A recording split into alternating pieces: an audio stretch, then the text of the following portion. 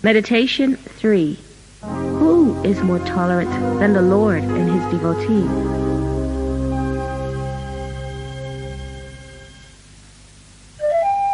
My dear Lord Shyam, yesterday I found no happiness or security in anything. I screamed at you and complained in agony, wondering why you were making me suffer so much. I read about how you so mercifully protect your devotees.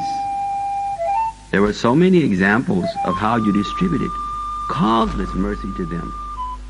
I felt totally left out and abandoned. Maybe these stories are not true. Maybe they are for a select elite.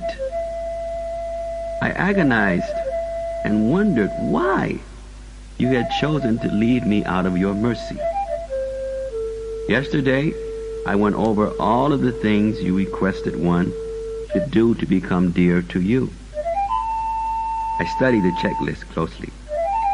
Noticing I had fulfilled my part, I complained and agonized, wondering why you had cheated me by not fulfilling your part of the contract. I went over all the auspicious activities that develop love of God. I had heard of these things many times and had often preached them to others. However, I was beginning to think that maybe I was fooling myself. Where are the fully surrendered and empowered pure devotees? I complained and agonized. Why must I preach about something I do not have and don't believe in? I looked around at the battlefield, seeking those devotees with whom I had previously associated in my service to you. Some had retired, others were grievously wounded, and some were wounded but were unaware of their injuries. Some were even encouraging others to leave the field with them. I complained and agonized about my position, unable to save my comrades or keep them fit for battle. How do I expect you to do the same for me? My dear Lord Shyam, yesterday I meditated on how you are the greatest enjoyer, but your devotees often suffer more than anyone. I thought, what is the value of surrendering to a master who enjoys while his servants suffer? My first thoughts were to pull out before my own suffering became my imprisonment. I screamed out in agony and complained, why must the devotees of the Lord suffer if their own master is the reservoir of all pleasure? Yesterday, I was overflowing with doubts on everything. I doubted your love. How could you allow me to go on experiencing such excruciating pain and be the embodiment of love? I doubted your existence.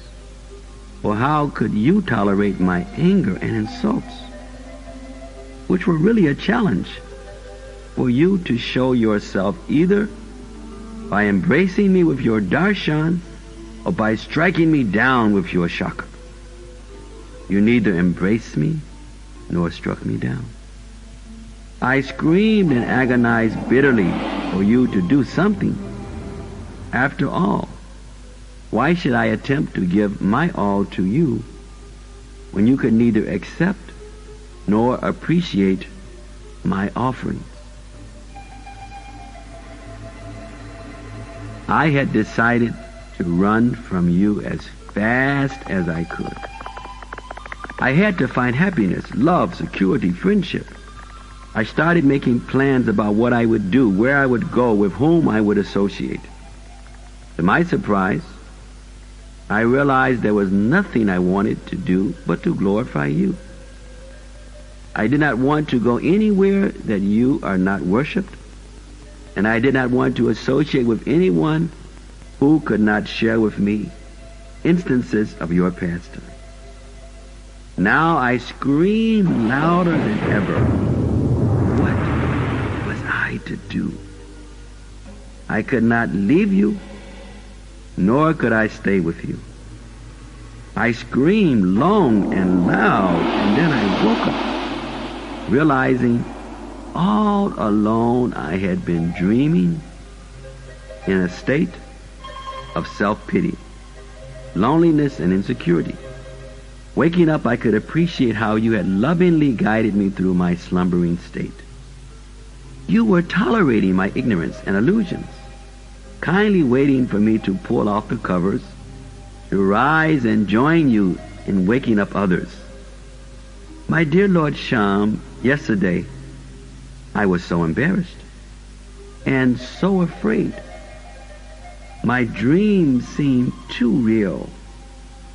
Then I heard you say, asleep or awake, you are my loving child.